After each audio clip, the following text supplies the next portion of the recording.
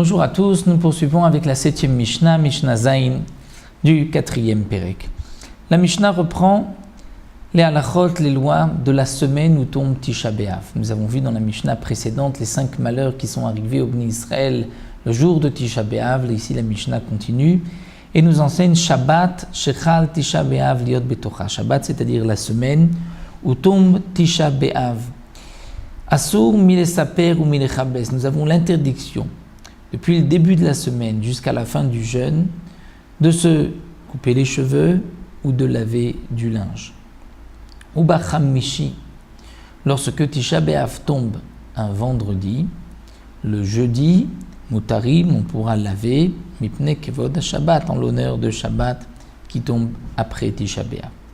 Tisha B'Av aujourd'hui ne tombe pas un vendredi, mais à l'époque, où comme la Mishnah l'explique dans Masechet Rosh Hashanah, on fixait le Rosh Chodesh, le début du mois, en fonction de la lune, lorsqu'on voyait la nouvelle lune réapparaître. Donc Tisha B'Av pouvait tomber aussi un vendredi. Et c'est pour cela que le jeudi, juste avant la veille, on pouvait laver en l'honneur de Shabbat. La Mishnah poursuit, Rev Tisha B'Av, la veille de Tisha B'Av, c'est-à-dire juste avant l'entrée du jeûne, Lo yochal adam shne tafshilim. Un homme n'a pas le droit de manger dans le dernier repas qu'il mangera avant le jeûne. Il ne pourra pas prendre deux plats cuisinés.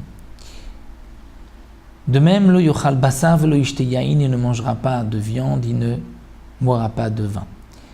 Donc ça, c'est ce qu'on appelle la seuda mafseket, c'est le dernier repas, lorsque on ne veut pas manger après ce dernier repas. Donc le dernier repas, c'est juste un seul plat et pas deux plats.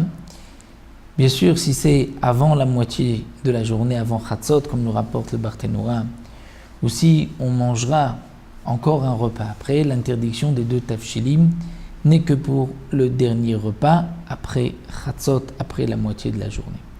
C'est vrai qu'aujourd'hui, nous avons aussi l'habitude de ne pas manger de la viande, ne pas consommer du vin depuis Rosh Chodesh, c'est un minag.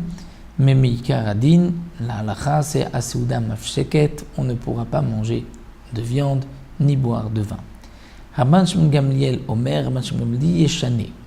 Un homme doit changer, c'est-à-dire s'il a l'habitude de manger deux plats, il n'en mangera qu'un seul. S'il a l'habitude de boire 2 verres de vin, il n'en boira qu'un seul. Mais il peut boire du vin, même à la Aseuda Mafsheket, d'après Rabban Shimon Gamliel.